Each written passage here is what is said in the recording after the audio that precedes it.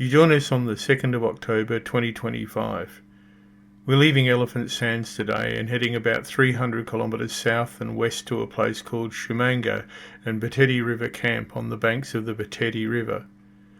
The Boteti River is very much in the Australian style, flowing only seasonally. Most times it's a chain of waterholes running through the Kalahari Desert. It's part of the Okavango system and one of the many forks and branches in the delta that makes it the furthest. It splits off from the Thamalakane River, which flows through Maun and winds its way to the southern end of the Makgadikgadi Pans to end in Lake Xau, which is generally just a dry depression in the Kalahari. We'll stock up on water, snacks and fuel in the fairly large regional town of Nata. We'll get a bit lost in Nata and then head west towards Nxai Pan. The plan is to check at the Makgadikgadi Pans Park gate to see if the Ridge Road is open. If it is, we'll go back to Nxai Pan, have a look around and then head the 35 kilometres to Boteti River Camp via the Ridge Road. If it's not open, then it's almost an extra 110 kilometres to go the long way around via Motopi. No Nxai Pan if that happens. Okay, Thursday the 2nd of October. Just got up. One of the best night's sleep we had. It got nice and cool last night. Go and have some breakfast and head off to our next destination. It's just interesting, we've got this little wiggly door and wall around the back here to discourage elephants.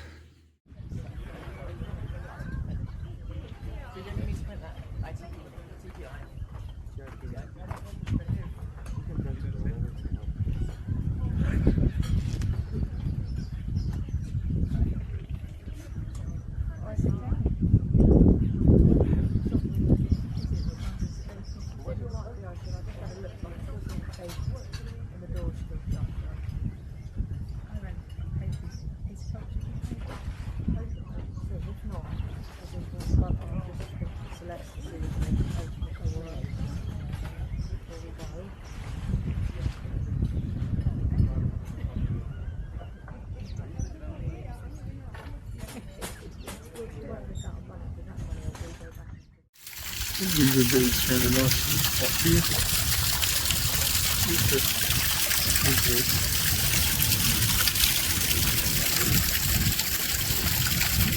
Started up here.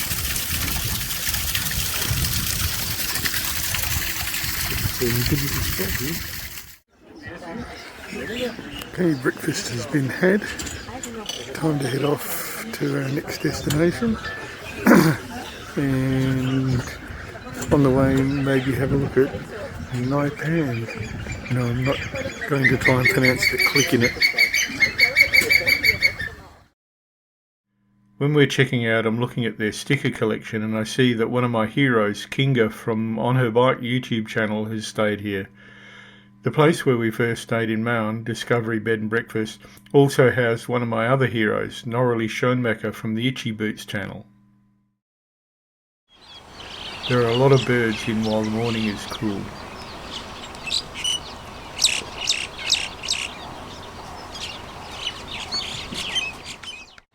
We say goodbye to the elephants as we hit the road. They won't be the last ones we see.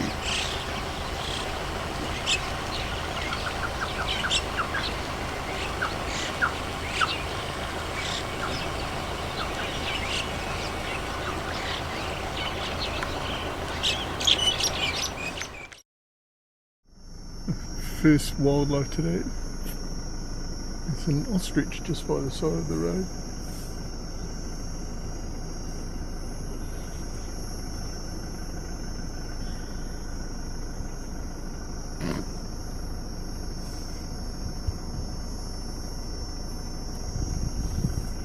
Alright, back to negotiating potholes.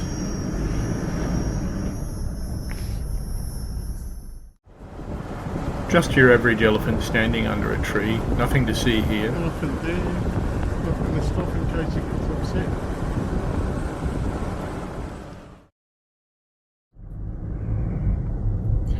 This is one of the stretches of road that Botswana is famous for, where the bitumen is so bad, you just don't bother with the bitumen. And that's the condition of the sealed road there.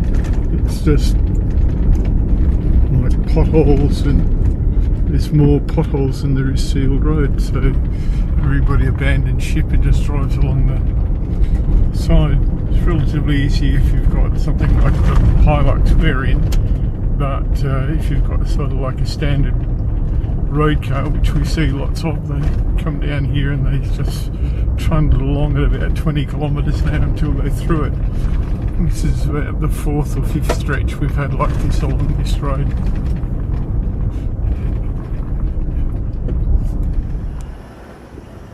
You have to be alert for potholes. They're deep and they can be hard to see. You get good stretches of road that lull you into a false sense of security. Even in a four-wheel drive, you can do a lot of damage hitting one at speed. You learn to watch for where the road has white edges. That indicates the presence of potholes.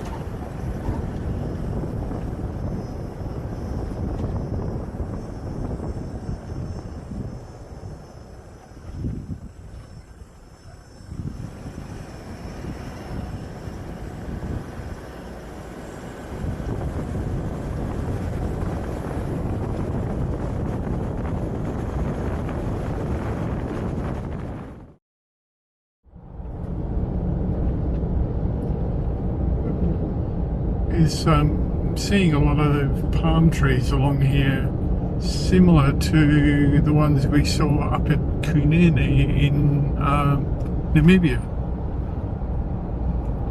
So, just location-wise, we've just gone through Gweta. We're having a look off for the turn off to Nxai Pan. Down to the south on the left is the big Makgadikgadi Pans, and but we're not really going down there because we've got lots of big salt pans in Australia, so not really an attraction for us.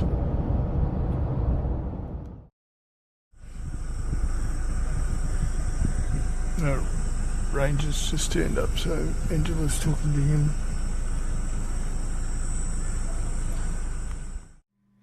No, the ranger did not check us in.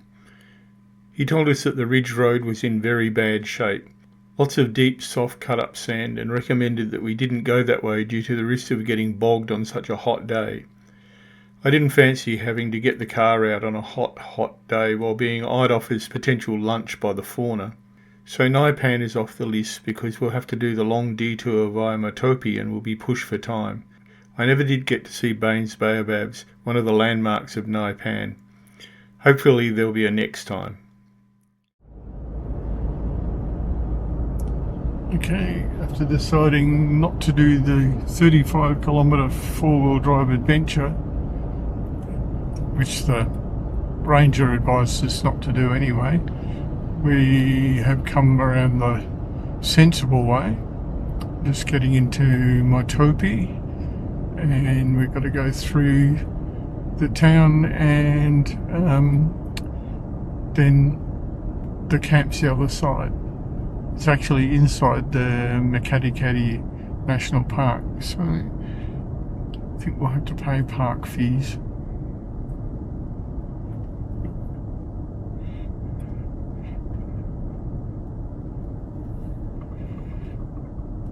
There's the mighty Boteti River. Lack of water. Angela's sort of, you know what she's like. Expects rivers to have water in, but I think that's highly unreasonable.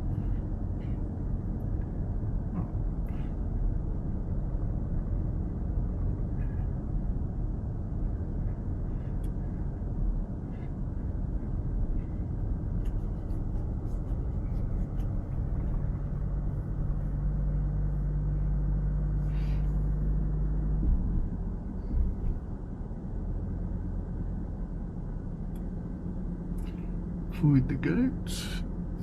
Got some navigation to do up here, so So straight across, you reckon? No idea. So this is Boteti River Camp. And finally made it. I've got to wait for the sprinkler. It's nice and shady here. Very quiet at the moment. There's only us and one other person in.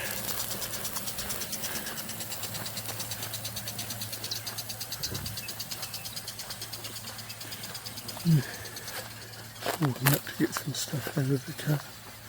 But these are the chalets. It's got one like this. As usual. Quite basic but neat and clean. Got air conditioning in the cabin, so that will be good.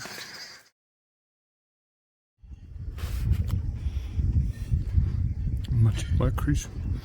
So this is the Boteti River.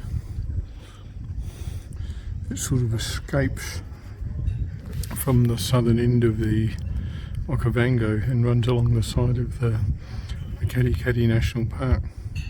And as you would expect at this time of the year in this part of the country, there's no water in it. We've booked an after lunch game drive. It's a bit more expensive than usual, but it's not as if we're ever going to be back. Even though we're not going as far as the Makgadikgadi Pans, it'll be interesting to see this deeper part of the Kalahari and more of the Boteti River. It's going to turn out to be a good decision. Oh, and our conveyance is not just the usual Land Cruiser. It's an old Land Rover Defender 110 with the 5-cylinder turbo diesel engine. It's loud, rattly, and it just eats up the sand. Our knowledgeable guide and skilled sand driver for the afternoon will be Stitch. Donkeys. You're off on a safari drive? Is it your first time in Botswana? Yes. We did Namibia for 4 weeks 2 years ago. 2 years ago. Yeah, we self-drove for 4 weeks 2 years ago in Namibia. Okay. It's the ferry. This is the ferry here, Yep. and this is the river. Like you can see, it's completely dry. Yeah. Dry, We are dry, used to that. dry. Yeah, you need. So, We haven't even got into the national park yet, and here's an elephant.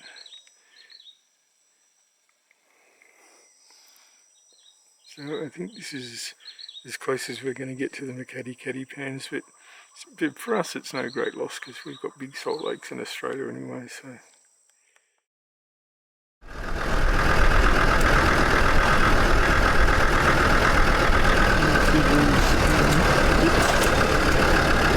Now from here, this is where we're getting down into the river, because we were watching them from the upstairs lounge and then going down there.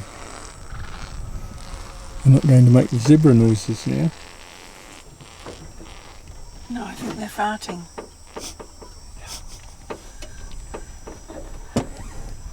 Which type of zebra?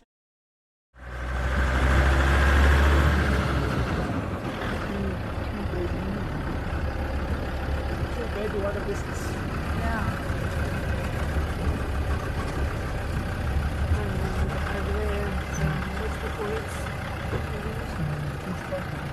There are a few wildebeest about, as well as the vast numbers of zebras.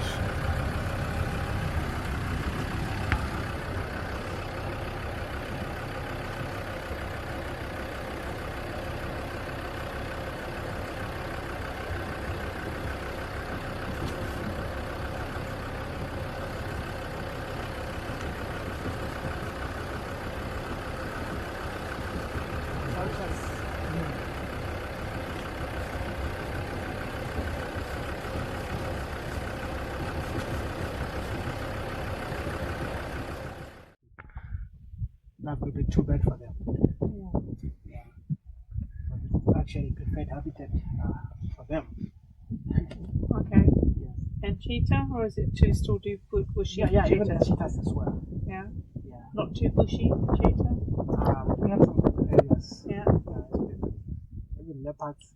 Yeah. Yeah. But like I said, We get to an overlook where we can see along the river. It's the first time we see how many zebras are here. too many. crocodile there, you see it? I heard it. There's a crocodile down there. Yeah, I heard it. I can see one. I can see a second one. Oh, really? You see this one moving up near the bank. See where the zebras are up there? Where there are literally tens of thousands of zebra in the Boteti River here, getting water, and sort of it's evidently not long until the rains start. And that's one of the camps in the Makgadikgadi National Park.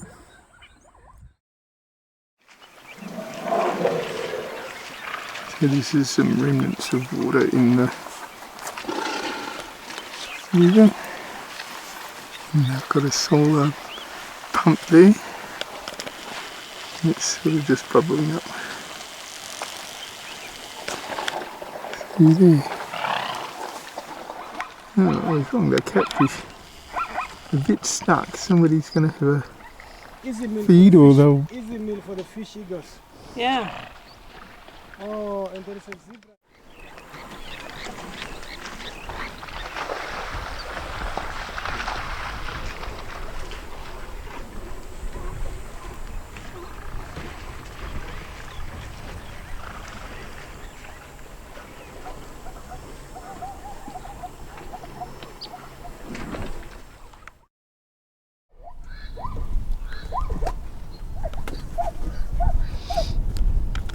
So normally for the females, their bellies, yeah.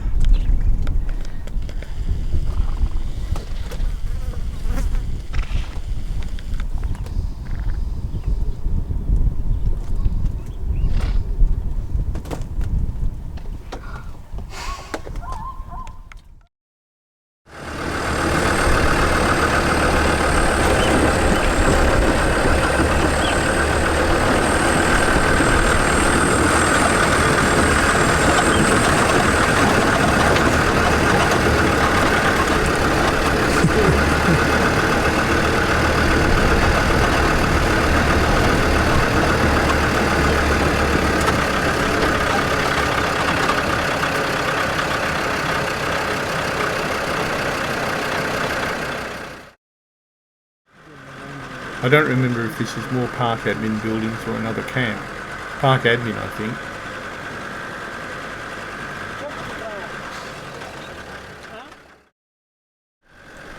This is the Xhumaga end of the road we would have originally come in on. The sand is often soft and very deep, but the landy just chugs over the top of it. I mentioned the ridge road to Stitch.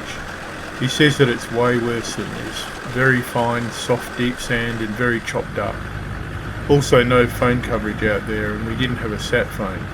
Not wise to try and walk out in the heat, and not wise to try and walk out in the dark with lions, leopards and hyenas around. I'm glad the park ranger said no way.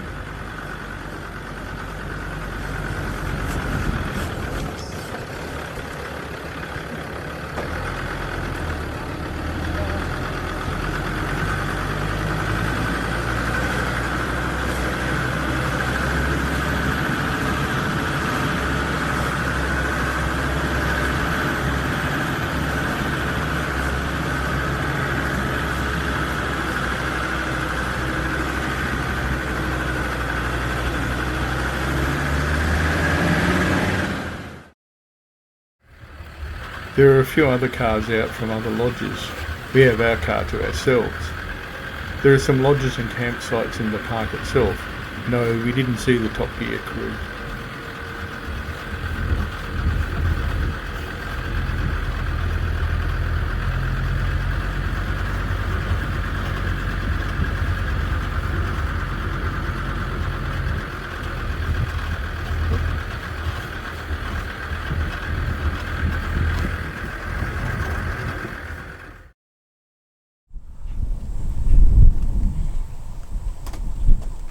Yes, the peace has been disturbed. Yeah. If a giraffe could ever look indignant, that one looks indignant. In this sort of last morning pools there are crocodiles. I don't know if I'll get focus at this one there. And some zebra just there.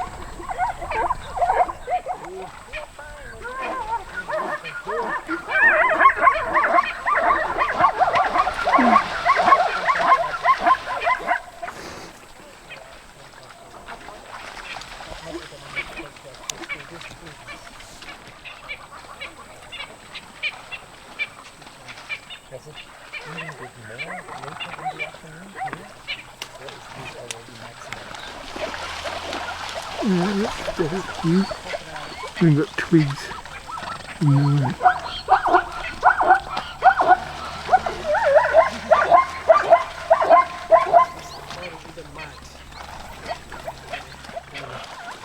Baby zebra. That's good, do grab it by its nose. There he goes. Now they can see.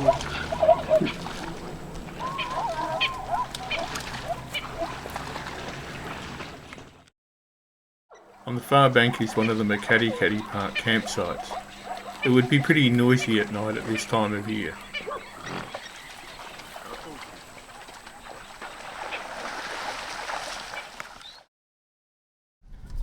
And there are the inevitable elephants.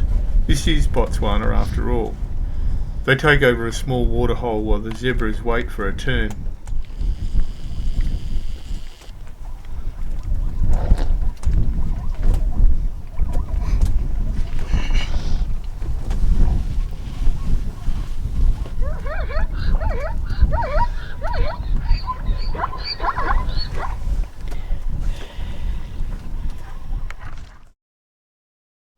There are also smaller animals around. So what's this one? Steenbok. Oh, Dinbok. Steen. Dinbok. S-T-W. Sorry, S-T-W-E-N. Stinbok. S-T-W-E-N. Steenbok. Keep moving, keep moving.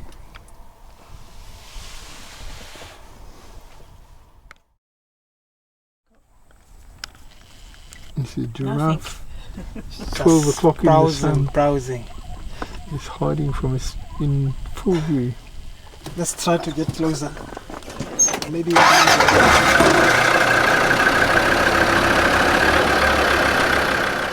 Oh, nearly fell over. Yeah.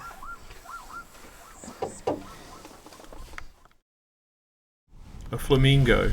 It's not pink because it has a different diet to the pink ones. Same bird though.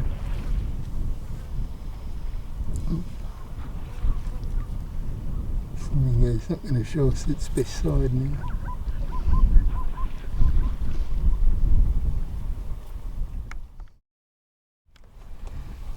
Crocodile there. Crocodile. Yep. Okay, let's get closer. Some hippos here.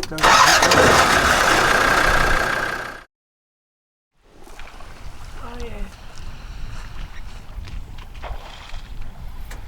Happy hippos. This little pool. Yeah. The crocodiles here.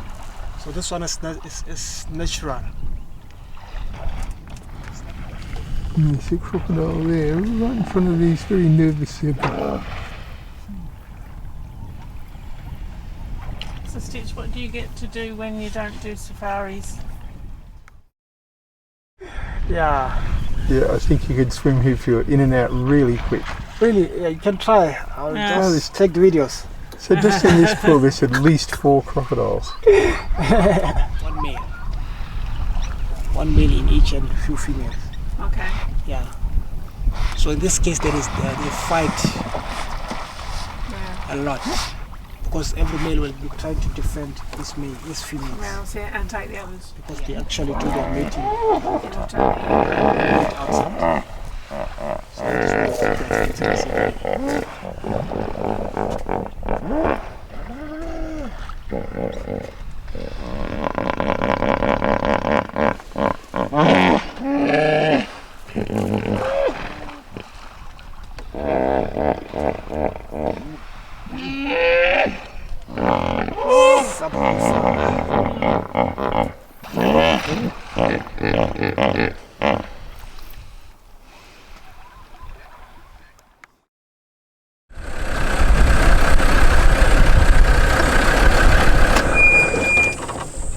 Look under their bellies. Yeah. The other one has got something, Yeah. belly button on the mid belly. Okay. The other one, nothing. Right. Yeah, just around it. And there's a jackal here, we heard them calling earlier on.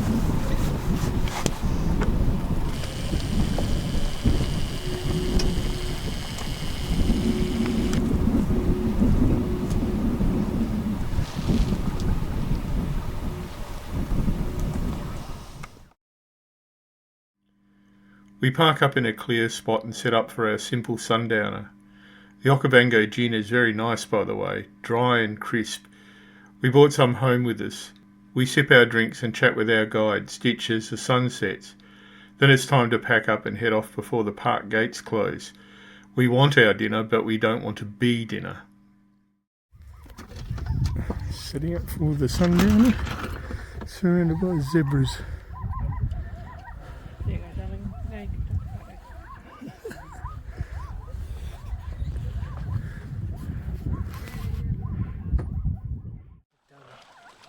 Baby zebra.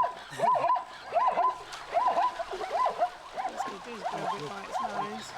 Eagles. Now they can see it.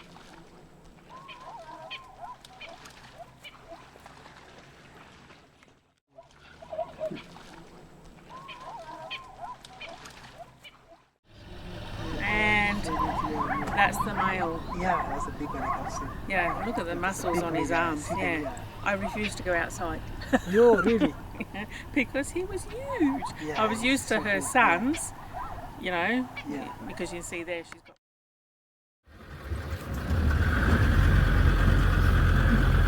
So we're a bit late, but we made it.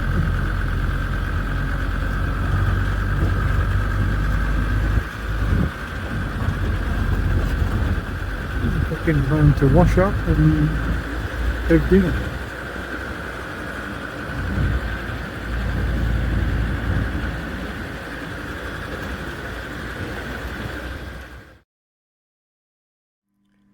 So what's the plan for tomorrow? It's looking to be a busy day. We're heading a bit under 300 kilometres to a place called Motopi, back at the edges of the Okavango Delta proper.